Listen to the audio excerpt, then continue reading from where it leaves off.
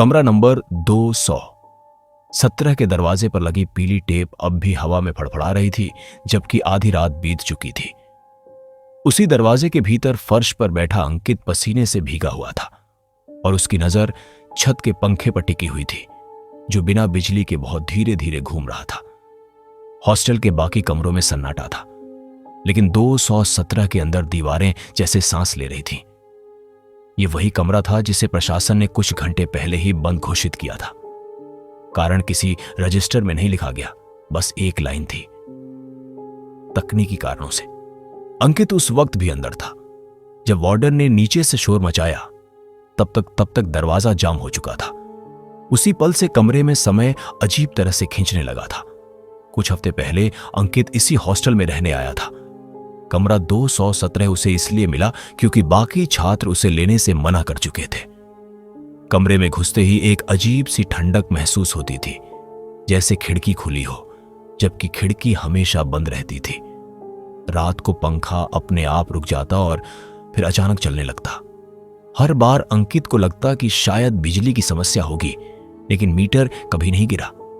हर तीसरी रात दीवार के अंदर से खरोंचने जैसी आवाज आती थी। आवाज ठीक सिरहाने के पीछे से, उसी जगह से जहां पलंग दीवार को छूता था। अंकित ने पलंग हटाकर देखा था, लेकिन वहां कुछ नहीं था, सिर्फ गीली सीमेंट की ठंडी सतह, जैसे अभी अभी किसी ने उसे छुआ हो।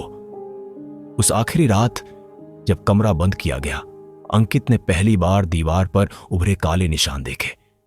वे निशान किसी हाथ के नहीं थे, बल्कि जैसे किसी ने अंदर से धक्का दिया हो।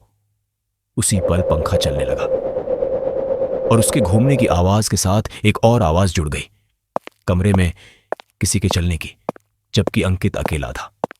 धीरे धीरे उसे एहसास हुआ कि यह कमरा कभी हॉस्टल का हिस्सा था ही नहीं।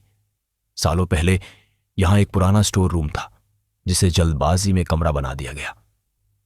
दीवारों के अंदर जो खाली जगह छोड़ी गई थी, वहां कुछ फंसा रह गया था, कोई जो बाहर निकलना चाहता था, लेकिन हर बार नया रहने वाला उसकी जगह ले लेता था।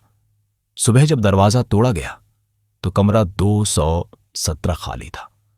फर्श पर धूल जमी थी, जैसे वहां महीनों से कोई रहा ही ना हो। सिर्फ दीवार पर एक ताजा निशान था, पलंग के बराबर ऊंचाई पर। उसी दिन से कमरा नंबर 2 217 हमेशा के लिए बंद कर दिया गया।